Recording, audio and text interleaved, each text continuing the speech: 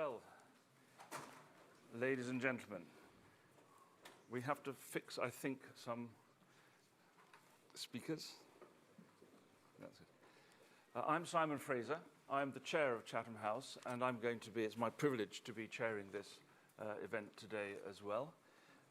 Before we start, a couple of housekeeping announcements, if I may. Just to remind you that this event is on the record, and it's being live streamed, and there are participants online as well as those of us in the room. You are encouraged to use social media about this event if you wish to do that. The way I'm going to organize this is I'm going to have a conversation with our distinguished guest for about half an hour, and then I will open it for questions from the floor. If you're in the room, please just raise your hand and a microphone will come to you. If you're online, throughout the session, you can put questions into the Q&A on your screen, and hopefully I will pick them up here as well. Those are all the preliminaries, so let me go straight in and say that it is a huge pleasure to welcome to Chatham House our distinguished guest today, who is His Excellency Mr. Asaad Al-Shaibani, who is the Minister for Foreign and Expatriate Affairs of Syria. He has been in that role since the overthrow of the previous regime and the new government came into power at the beginning of this year. Prior to that, he was an active member of the opposition to the previous regime, working alongside the President of Syria, and he was responsible for the external affairs of the Islamist militia, which eventually overthrew the regime. He has studied in Damascus University with a degree in English language and literature, and also in Istanbul with a master's degree in international relations and political science. You're very welcome here today, sir. And our conversation is about a foreign policy for a new Syria. So perhaps I could kick straight off with the first question, if that's okay. You've come to us from accompanying the President to Washington, which was an unprecedented visit there for a Syrian president to meet the President of the United States. And you have now come to London. You have put the flag up, I believe, at the embassy in Belgrave Square, and you've just come from a meeting with our Foreign Secretary. Could I ask you perhaps to start by telling us what happened in the meeting in Washington and what you take away from that and what has been achieved?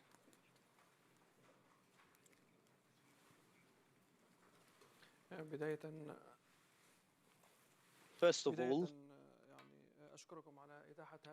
I would like to thank you for giving me this opportunity to speak about Syria in this important phase. In addition, I would like to thank your audience for coming here to listen about Syria and its history in this important era. Of course, our visit to Washington, headed by His Excellency President Asaad Al-Shaibani, is just part of the steps that we've been taking after the fall of the former regime. And it's an attempt to reconnect the relationships between Syria and the world based on a mutual respect and opening mutual opportunities in economics and politics, and familiarizing the world with the idea that what represented Syria in the past does not represent Syria. It smeared the image of the Syrian people, the Syrian civilization, and harmed the moral values and principles represented by Syria. Our visit to Washington is a successful one. We focused on all the files that are important to Syria, including supporting Syria now. The position of the US now is a clear position, siding besides Syria, and they worked on halting the sanctions by President Trump. They supported Syria in all events. And then the American decision to remove these sanctions and the designation of the Syrian leadership last week in the Security Council. The Caesar Act is still there, and it's just a matter of time. most of the obstacles has been removed so that this act is removed once and for all. Syria is an important player in the region. The relationships between Washington and Damascus are on the right track, and I think they will affect the region entirely. As for our visit to London and raising the Syrian flag and reopening the Syrian embassy after being closed because of the use of chemical weapons by the Syrian regime against the Syrian people, the displacement, the killings, and the destruction of Syrian cities, the decision to close it is a decision that we thank the British government then for making, because it was a decision made for moral purposes and with the Syrian people. Syria is now back to its natural track. We reopened the Syrian embassy to be representing Syrians, to be a platform representing them um, in diaspora and representing Syrians here, and so that it's not used as an intelligence agency against Syrians in diaspora. We also had a meeting with Her Excellency, the Foreign Minister of the Foreign Secretary of the UK. And I think our relationships with the UK are advanced. We're not talking about opening a new page. We are talking about deepening these relationships because they are strong ones. The UK took an advanced position relevant to other countries. They have removed all sanctions and they've opened relationships with the new Syrian government fast, and they supported us in the UN Security Council as well as in other problematic files and the heritage of the former Syrian regime, including the chemical weapons. Our visit today to the UK is to enhance the relationships, strengthen them in investment and in all aspects, to strengthen the ties between the British people and the Syrian people and to achieve the hopes of the Syrian people. Well, thank you very much for that. The British government, I think, has said that this is a pragmatic and cautious process of rebuilding the relationship. What do you think they mean by that?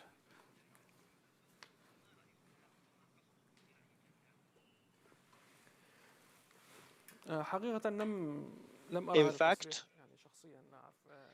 we have not seen this personally, but we think that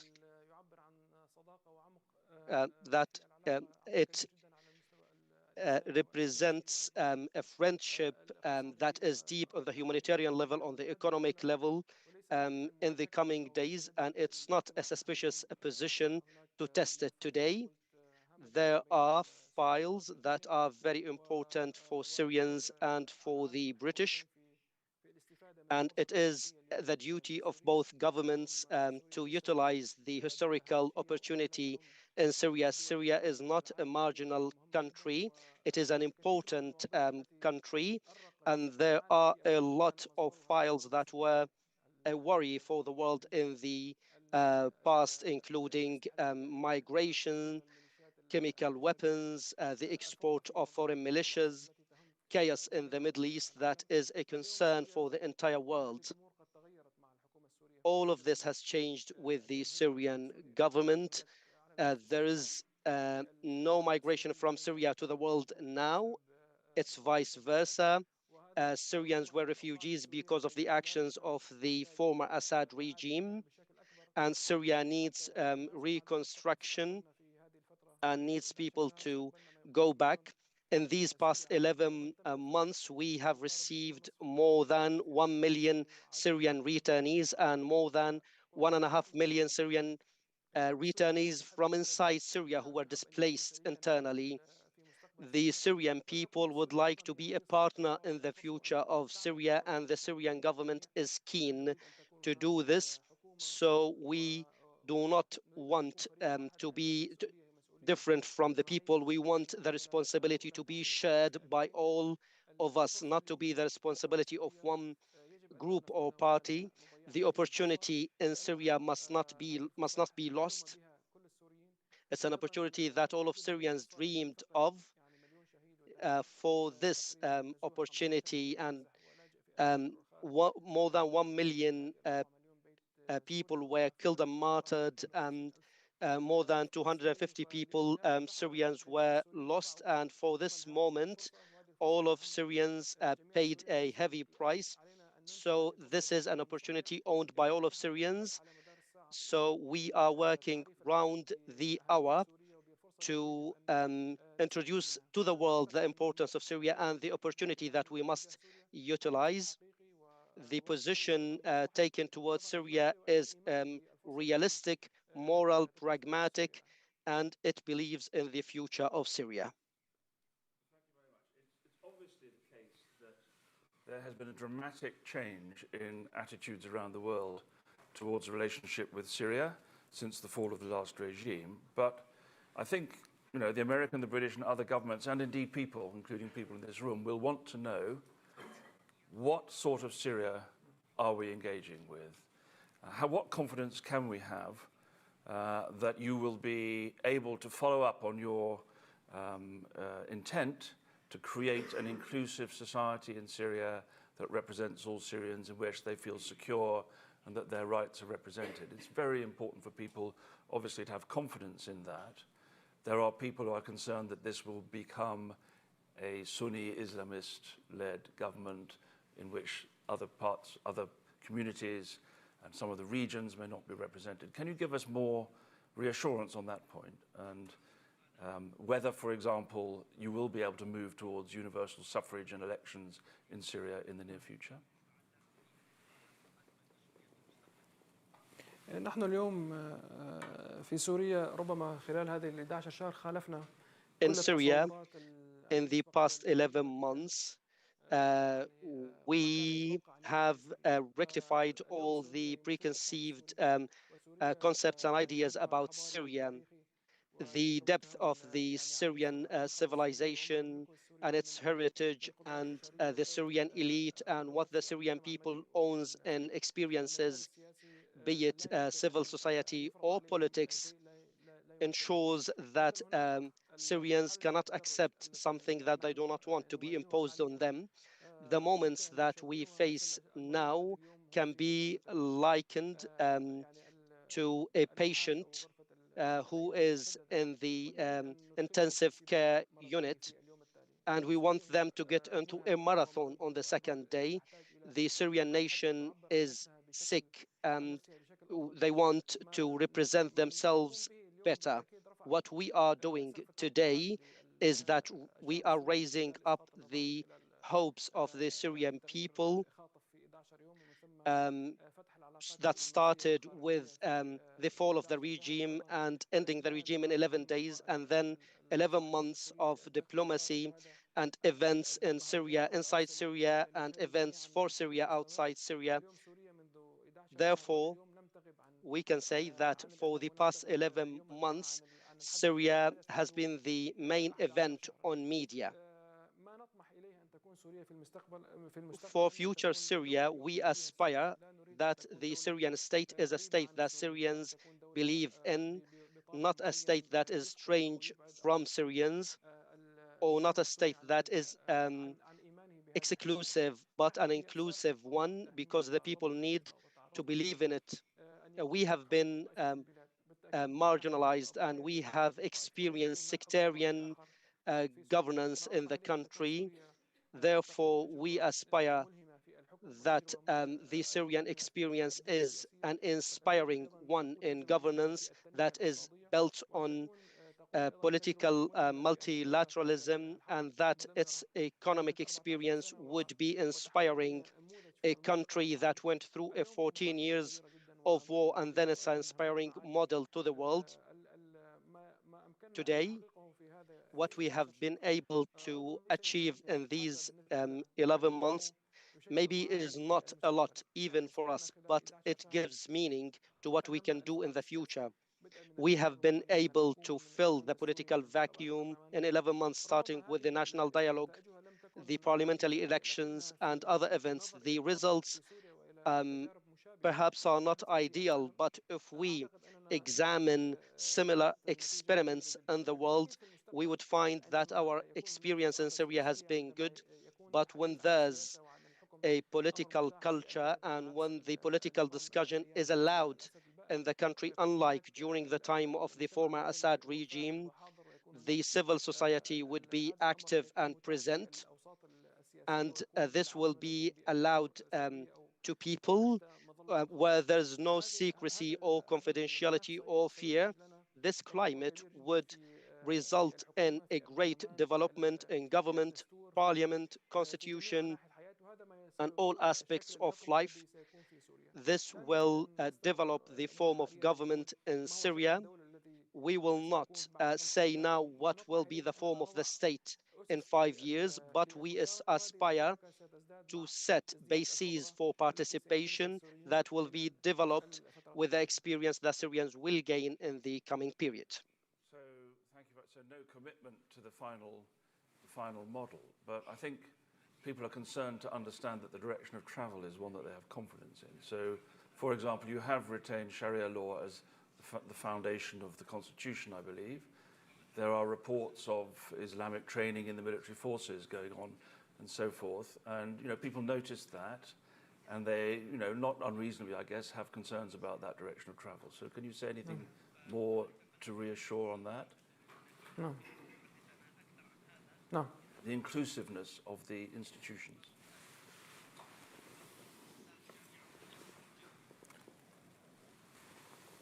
لا هناك شكل نظام الحكم واضح بالنسبة لنا هي دولة مدنية. The form of the state of governance is clear. It is a plural election-based state. There will be presidential elections and parliamentary elections, and this is clear for us. What we say now is that at this time we are working within a timeline. For example, the parliamentary elections that took place while half of the Syrian people are abroad, and there are challenges regarding the resources. So the result of any experience now will affect the future, and Syrians will gain more experience. There will be political parties. This may not be happening now, but it will be happening in the future through the parties and the communities. What I have mentioned is not a subject of discussion. It is the track that we believe in.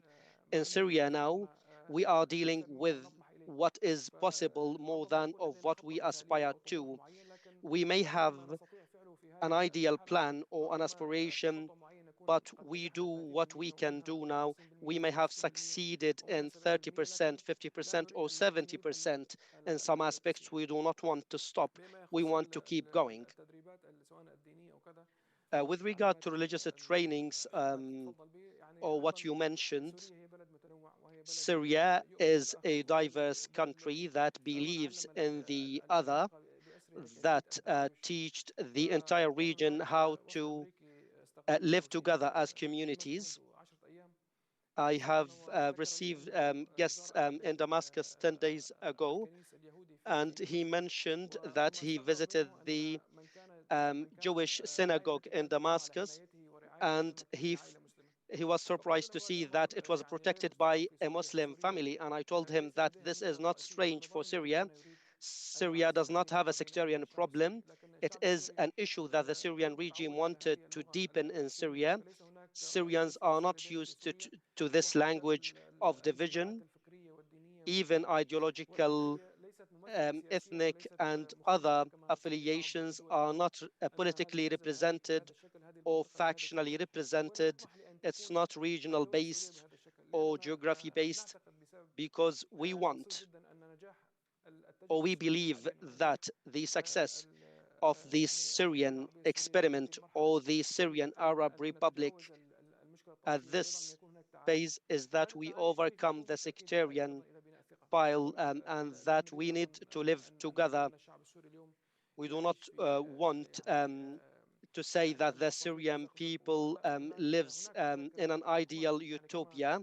There are problems, of course, because the former Assad regime left for us chemical weapons, and we are working with a global coalition now, and the British government is a partner to us in many of our work aspects. So we have unexploded ordinances, and we want to ensure that this does not lead to a civil war, divisions, or conflicts, or anything similar. We think that the Syrian government works on enhancing pluralism and inclusiveness. The Syrian Foreign Ministry, you might find it strange if we say that we are the minority in the Foreign Ministry in Syria. Most of the ministries have kept their former capacities and resources, and we think that resources are accumulative and we do not want to lose them. We didn't do the de-Baathization in Syria or ending the institutions. We left the laws as they are until now because it's related to the rights of the people, and we do not want to do anything that's traditional, that's unexamined or unstudied, and that will affect people whose rights were hanged at some time. Therefore, there are some aspects that are not ideal, but we have kept the culture of the institutions despite the fact that those institutions are weak. We aspire to restore the aspects of law, constitution gradually, and we do not want to deal with the reality in an emotional manner by removing everything that's linked to the former regime. This may lead to a gap that will not be able to fill in the near future. Thank you. I understand that it takes time to make the transition. But if I may just, before we go back to foreign policy, I have to just ask one final question on the internal situation, which is, of course, the obvious concerns that have been aroused by the events, the attacks that took place on the members of the Alawite community earlier this year, and more recently, again in the south against some of the Druze, which were linked to militias, linked to the regime, many people believe. Obviously, that is a matter of great concern. And it's not only, of course, the Alawites and the Druze, there are the Christians and there are the Kurds amongst this rich patchwork of Syria that you've described. So what assurance can you give that we are going to move beyond that retribution is not going to continue, if that's indeed what it was, because this is vital for the stability of the country, not least in the south, where, in fact, you're giving, you might say, an excuse to Israel to intervene through the instability that's being created there.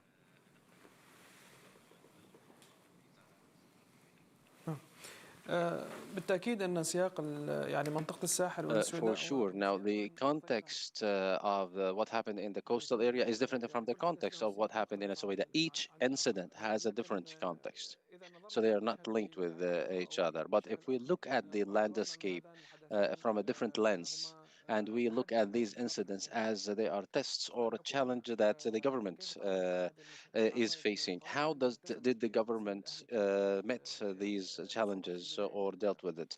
At the beginning, after the liberation, immediately, the government made a promise, and it said that it was going to hold to account the perpetrators, and it allowed the COI, the Commission of Inquiry of the United Nations, to get into there, and then the government established a Commission of Inquiry, a National Commission of Inquiry to investigate what happened. And these two commissions are in contact with each other. What happened in the coastal area was something that was fabricated, that it was made by the remnants of the regime in the coastal area based on a conception that was made and the reaction that happened by the people there who went there and the perpetration the violations that took place based on the conception that was made by the regime itself on the advantages that that community has taken. The National Commission that was established to investigate what happened, which worked for over 3 months, and it collected over 1,000 testimonies, came up with the findings that I am just saying. And it was not against the Alawites there, because Alawites living in other areas, or those are living in different areas, not in the coast, they are living in safety, and they don't have any problem, and they are part of the police force there. So what happened in Sweden is different from what happened in the coastal area, because in the coastal area there is a heritage that came, or in Sweden there is a heritage that has been long there between social problems between the Druze and the Bedouins. The Syrian government interfered to be to sort out the problem between these two parties, but it became part of the problem. Then Israel intervened, and it supported one party over the other, and so the situation escalated to the situation that we have seen in Suwaida. So what happened in Suwaida, of course, is painful for the government. And today we are dealing with Suwaida as they are our our families, and we are not dealing with them as based on that religious leader who puts them in that position. And we are trying to help the Suwaida community at all aspects. So, for example, in the past 3 months, we delivered over 70 humanitarian aid convoys for 1 million. Investigate what happened there. And we are communicating with some of the elites and some of the dignitaries in the area in order to find a solution. And there is a buffer zone between Aswaida and the areas east of Aswaida in order not to have any clashes with the people. I believe one of the main issue to solve this issue is that we need to start building a trust between Aswaida and other communities. Suwaida is not composed solely by Druze. There are Christians and Sunnah. And the problem is not only, or is not a problem with the Druze, because there are Druze who are living in Damascus and in other areas, and there was no problem with them. It is a political issue, not something that is against, that is targeting the Druze. There were also, because of that incident, some of the students of the school students who were from Suwaida were unable to attend the exams, and now we are going to compensate for them in order not to deprive them of an entire year. There are some sides that are intervening, and they don't want the good for Syria, and they intervened in Suwaida. Now, in Suwaida, to give you a piece of information, there are 30 armed factions, and they have differences amongst each other. And there are remnants of the regime there. Today, there are abduction cases, and the government is not present in Suwaida. There is also looting of the humanitarian aid that is provided there. So we are not dealing with the Suwaida as the other. We are dealing with it as a wound in the Syrian body, and we need to sort that problem, and we need to recognize what happened there, and to find a solution. Whenever there is a problem within Syria, all will be losers if there is a problem. So we need to be to overcome any such incident. Thank you. Thank you very much. There was a slight pause for the translation for this.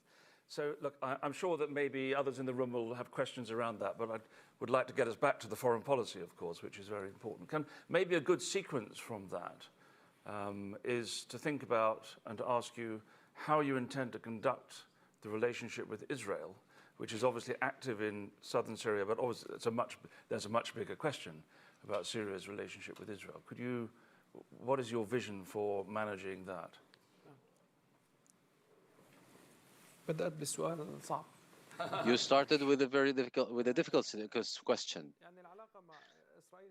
The relationship with Israel, it is a side, or it is a party that is present in the Syrian landscape, and it is an actor, and we believe that it is a negative actor right now for the future of Syria, and it is against the change that took place in Syria. What we have experienced since the 8th of December until today was a very negative message from Israel towards the Syrian people. The Syrian people, with the change that took place, removed all the threats that threaten us and that threaten Israel at the same time, such as the militias that were there. Syria today wants to focus on rebuilding our country. We don't want to have any side battles or any side clashes with anybody. We had a problem with the former regime, with the defunct regime, with the removal of this regime. Our main concern today is how to rebuild Syria and how to bring Syrians back.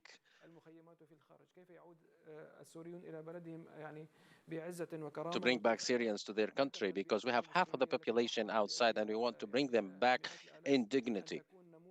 We want also the sacrifices, the hundreds of thousands of sacrifices that were made to be for a point and not to be meaningless or pointless. And we don't want to have a failed state in Syria. We don't want Syria to be, we want country that will compensate the Syrian people from for the what has they have lost in the past years. Israel saved no effort fight the new Syrian government through the airstrikes, ground incursion, and occupying some territories in Syria, especially the borderline of 1974 and the areas under the control of UNDOF forces. We are trying to sort that out through diplomacy, dialogue, and bringing more voices of the countries in order to push for that approach, the approach that we want to have peace with everybody and we want to have natural or normal relations with anybody and calm relations with everybody. We don't want to attack anybody. Syria represent the interests of the Syrian people, and we don't want to be on the side of any agenda or to be just a messenger for other agendas. The agenda is peace with Israel. If not recognition, I don't know where. This will come gradually. Today we have a problem with Israel. Israel occupied the new territories in Syria after the 8th of December. It occupied the borderline of 1974. It is threatening us with airstrikes. We want to reach a security agreement that revives the 1974 disengagement agreement and to reach a level of de-escalation with Israel. Israel, which says that it feels threats by this government. I believe that the 11 months that has gone, proves them wrong, because we have seen through those 11 months who attacks the other and who is provoking the other, who is conducting airstrike and who is occupying the lands of the others. So we can see that it is only one side who is doing all of that. We didn't shot a single bullet against Israel throughout this period. So we need to get into an agreement that puts Syria in a situation that is better for the future. Now, if Israel looks at what is happening in Syria in a logical manner, it will find that not to intervene in Syria and to have a unified Syria that can be inclusive for all Syrians in a transition, it will be in the interest of Israel, not against them, because there is a mentality in Israel that they want to keep Syria divided, weak, and full of problems for Israel to live in peace or security. And this is a wrong approach, I believe. What the approach that we have is supported by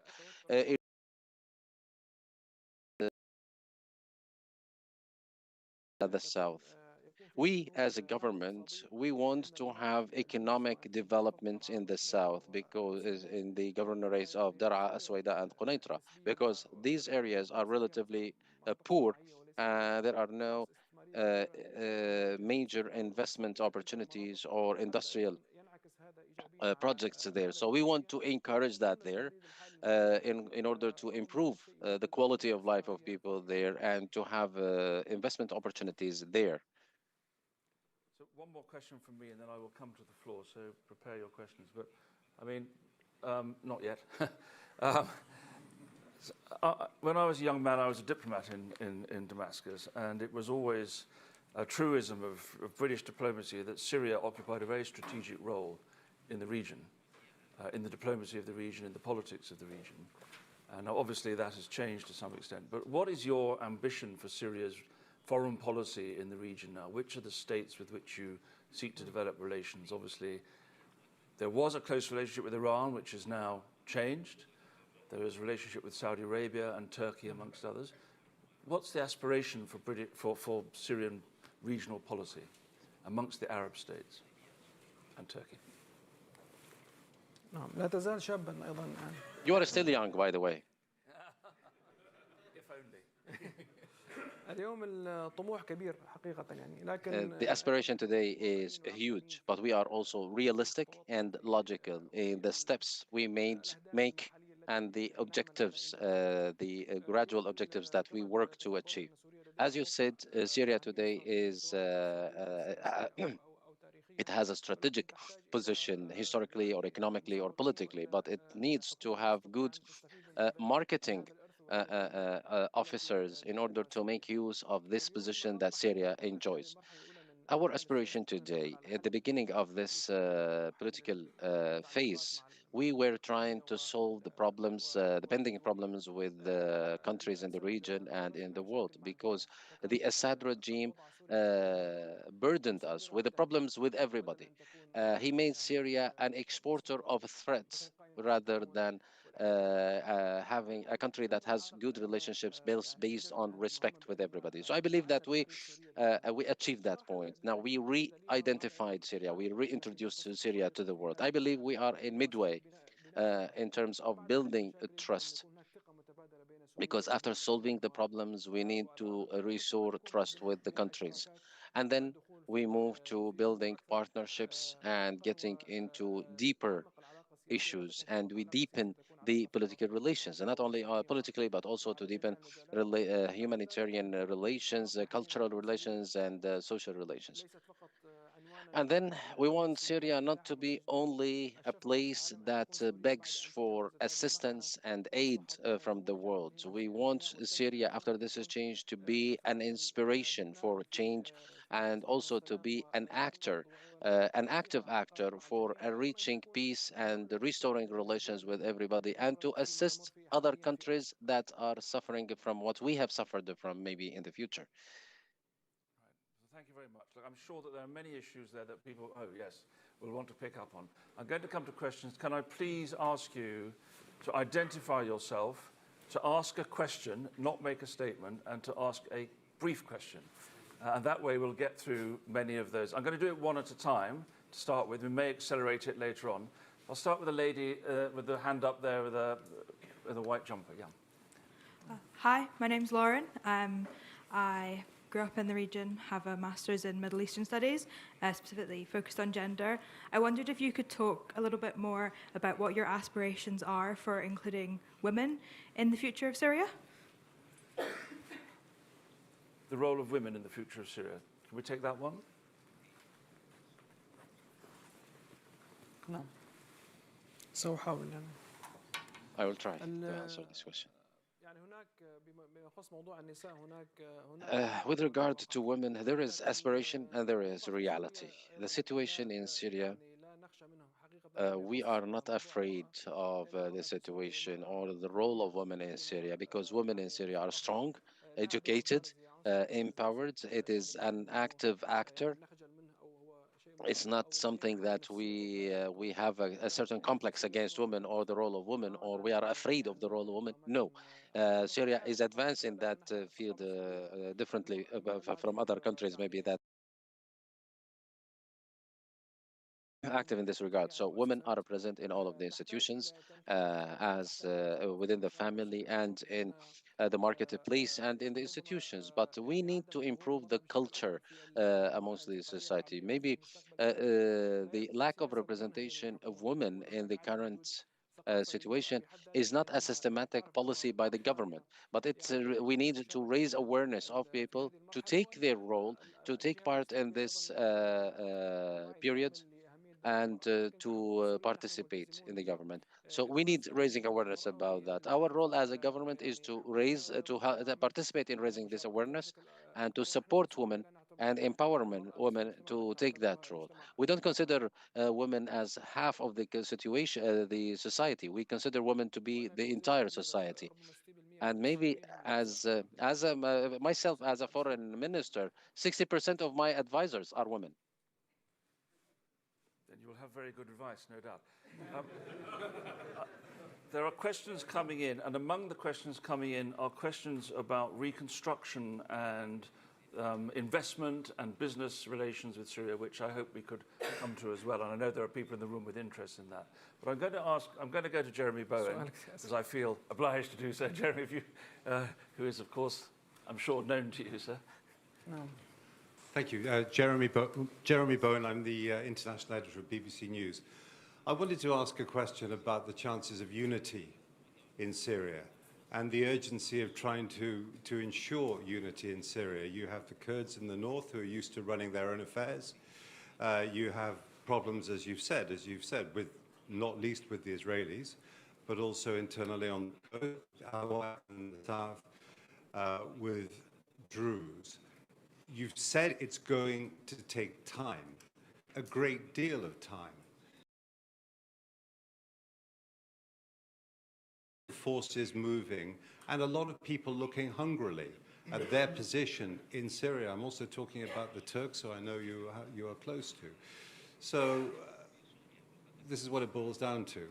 How much time do you think you have, and how great do you think the risks are that Syria as a coherent and united polity can be revived? Thank you. So, Your Excellency, could I ask you to take that question and maybe also to touch on the question about investment and what you're seeking in terms of international support in that area as well, both from business and governments. But let's go first to the question of the timeline. نعم. بما يخص استكمال وحدة يعني In terms of the unity of Syria, Syria is like a painting, and its beauty and its brightness cannot be seen unless it is completed. So we cannot divide the east from the rest of Syria or the south from the east from the rest of Syria. So it is a mosaic that has specific characteristics of each region comes as part of the entire painting. So we cannot consider any kind of division in Syria. In the past 10 or 15 or 14 years, there was a reality that we lived in the northeast of Syria and the Suwaida in the last 3 years. The situation in Daraa which was different, and the northwest was different. So we can understand that until we get into the integration in the current phase. But we are trying that this integration that should be based on understanding, dialogue, and not to be in a hasty way that will lead to more problems than solving the problems that we have. For example, Mr. President Ahmed Al-Shara signed with Madloum Abdi an agreement on the 10th of March for the integration of SDF forces into the Syrian state. And this agreement was agreed or received the blessing of two countries that had differences on that issue, which are Turkey and the United States. Ever since the agreement, we didn't see implementation on that. We are trying to continue this dialogue. In the past 45 days, we conducted 5 meetings between the Syrian government and the SDF in order to find mechanisms to implement this agreement. There is also American support for the implementation of this agreement. I believe that the time that we are talking about, we're not talking about years or long period, because any hindering in this track will obstruct the arrival of investments for the people, for the Syrian people, or receiving or the delivery of basic services. This situation was based on the situation that we had before in Syria under the regime, and we are trying to sort these things out. I believe in a short period we managed or we achieved some progress. I hope that we will achieve the progress in a short period, and this progress I hope will be through dialogue, not through any other tools. Syria understands all the reservations that is present today, and we are trying to sort the things out in a way that doesn't lead to any division or to a situation that Syria doesn't or will not be able to deal with it, whether we're talking about confederation or federalism or decentralization, that we don't know how to deal with them. So we don't have we know that we have certain peculiarities of certain regions, whether linguistic or cultural issues, and we need to rebuild the trust with those communities. So this is something that we are open to have with those communities. In terms of investment, this is something that we are focusing on currently, and the president is very interested in that, and he now raised the slogan of reconstruction through investment. And now with the lifting of the sanctions on Syria, which might be all lifted by the end of this year, will open the space for the investment in Syria. Syria is virgin in terms of investment, and I believe that we have a lot of investment opportunities, and it is behind so many of the countries around us. And all fields or all sectors need investment, whether in technology, agriculture, sports, tourism, health, education, all the fields, all the sectors, or in the energy. So the people are hungry for the reconstruction, and we have Syrian expertise that learned outside or that grew outside, whether they have businesses outside or they learned outside because of the migration or because of the displacement outside Syria.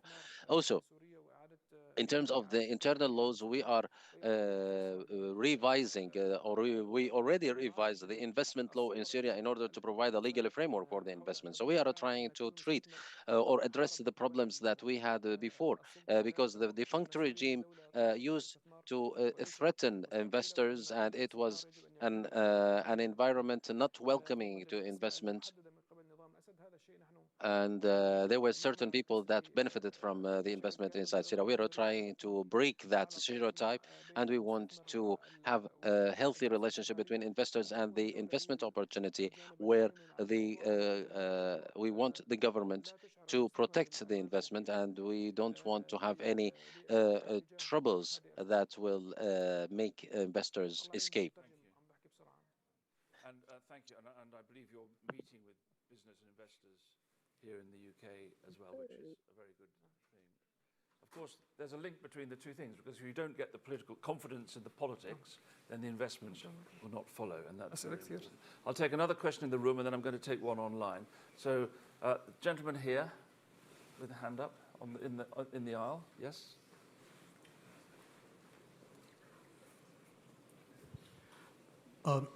My name is Sanjay Gururajan. I do my master's in international relations from King's. Firstly, thank you, Excellency, for taking your time to explain about the dynamics of Syria. And the question that I particularly have for you is how Syria should balance or navigate the regional turmoil that is emerging, particularly from Israel and Turkey, because these are revisionist powers who have their own geopolitical ambitions, who have respective, to a certain extent, far-right governments. So how should Syria navigate past these turmoils? Thank you. Thank you. I mean, I think we've touched on that to some extent with Israel, but of course, there's a lot of turmoil in the region. Can I add a question to that from online, if I may? My question, there's a very interesting question online, which is to ask about the current state of, and it's linked actually to the current state of Syria's relationship with Russia, and in particular, since you're not going to be acquiring arms from the United States, what is the state of the military relationship with Russia, Russian bases, and the acquisition of arms from Russia?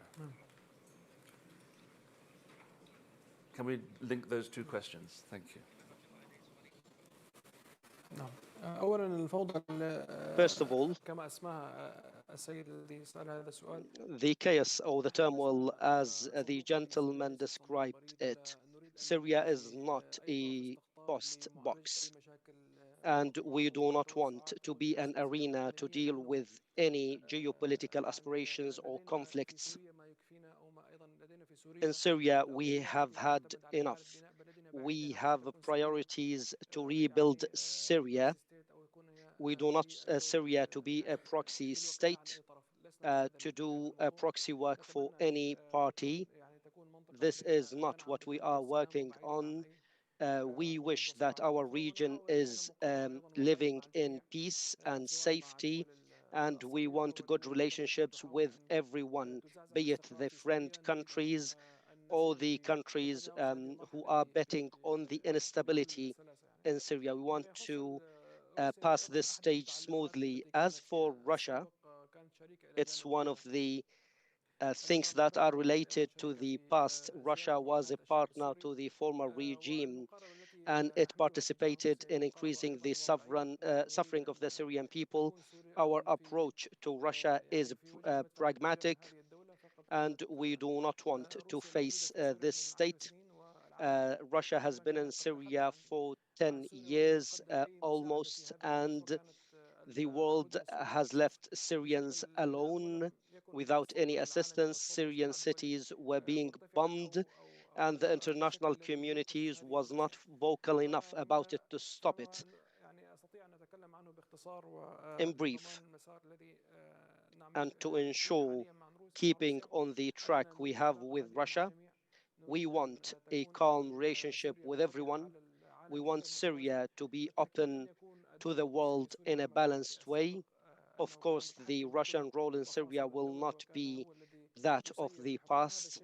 They used to control many aspects of the government, but at the same time, we do not want the relationship to be a relationship of enmity at this important phase.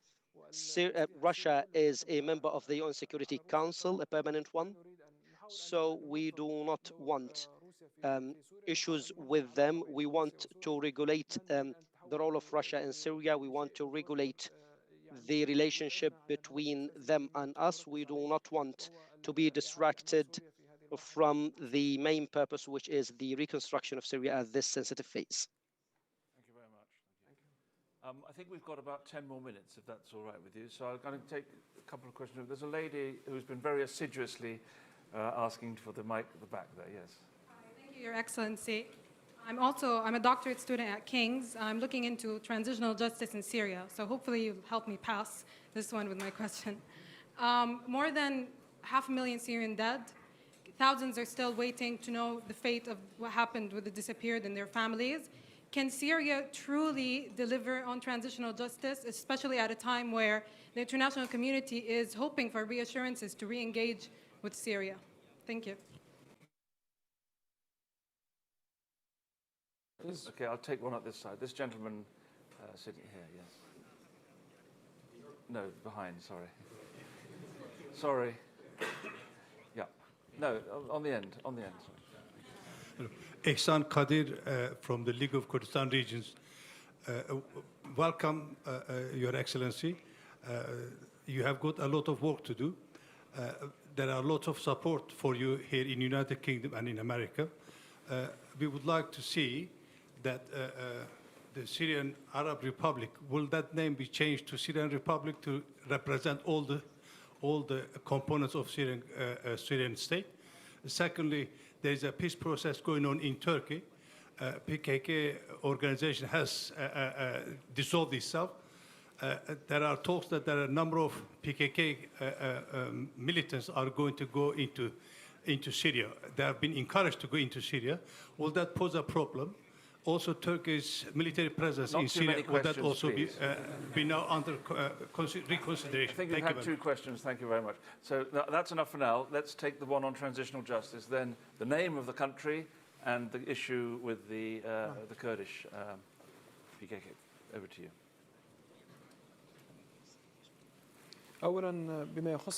First of all, as for transitional justice, we invite you as a researcher to visit Syria to have first-hand experience closely there. We won't have time now to discuss it as it requires.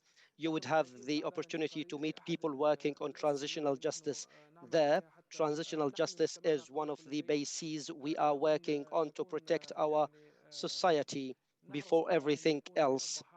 We are keen to ensure that the victims and their families would receive justice, and so that justice is not something may not be achieved, because if there's no justice served, it will lead to other results that we do not desire.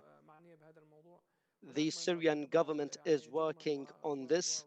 There are those who perpetrated crimes, torture, bombings, and other systematic crimes against the Syrian people.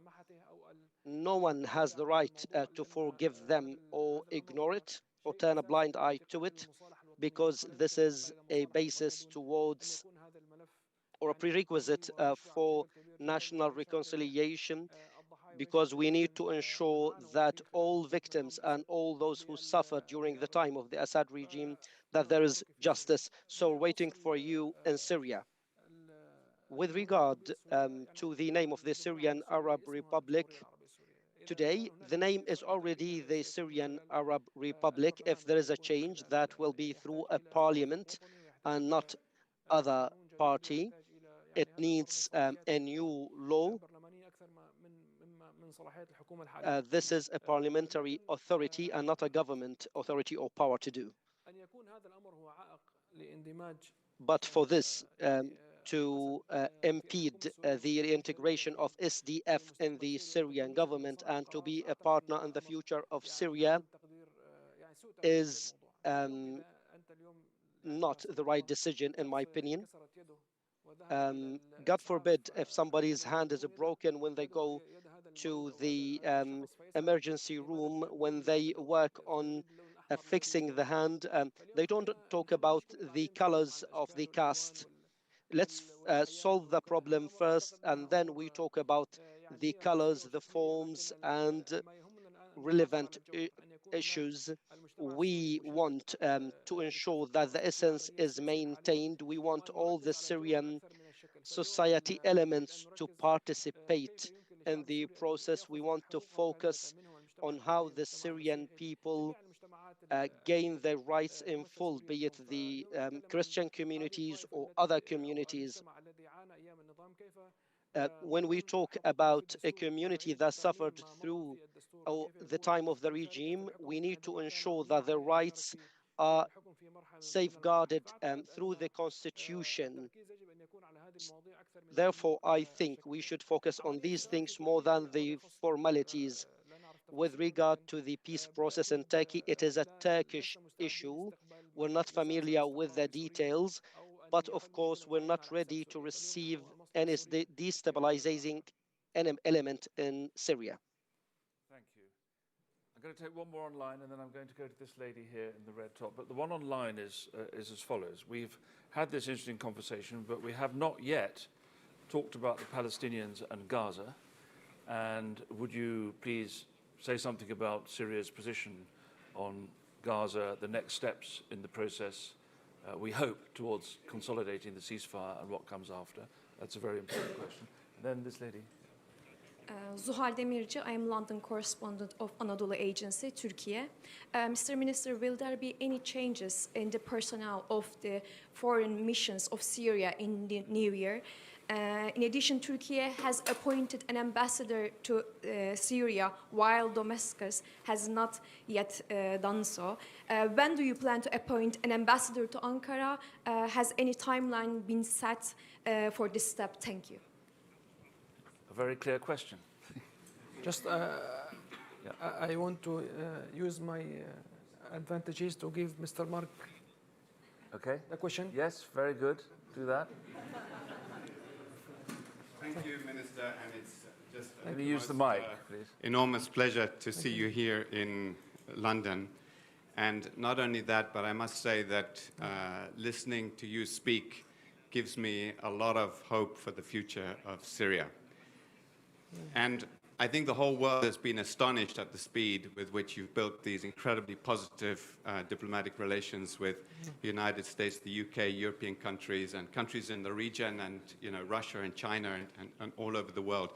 But my question to you is that although there are many countries that would like to see Syria succeed, you have such huge challenges right now with half the country having been forced to flee their homes and all the damage to infrastructure. So what about the reconstruction process? How confident are you that you're going to get the support that you need in the coming days? I loved what you said, that Syria doesn't want to beg, it wants to be an inspiration to others. And I truly believe you have the capacity to do that. But in the short term, these are huge challenges, and love to hear what you have to say on that. Thank you. Very good. So the Palestinians and Gaza, the question of Turkey and diplomatic relations, and then reconstruction. No.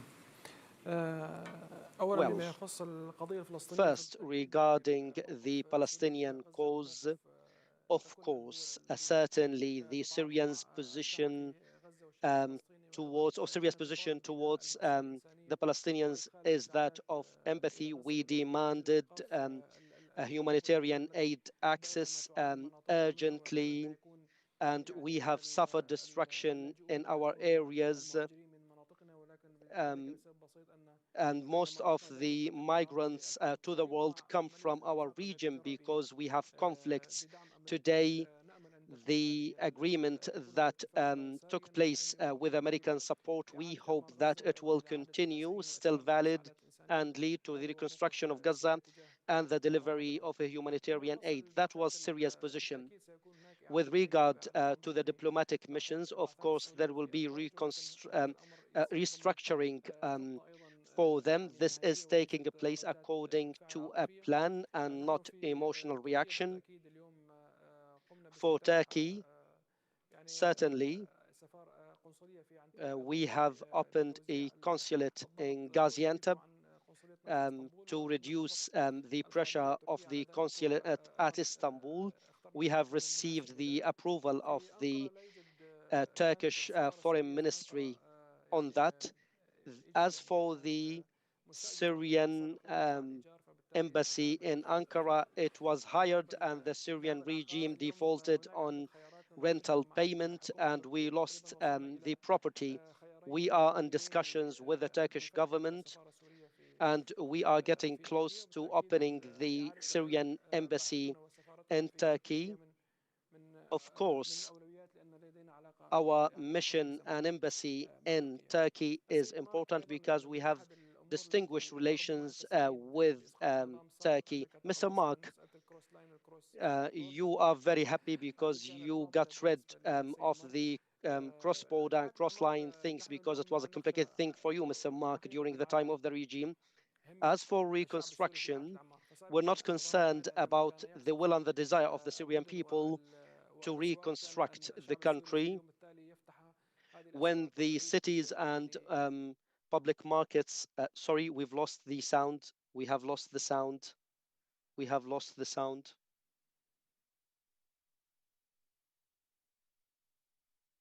Sorry, we have lost the input sound on both devices. It's back now. It's back now. It's back now.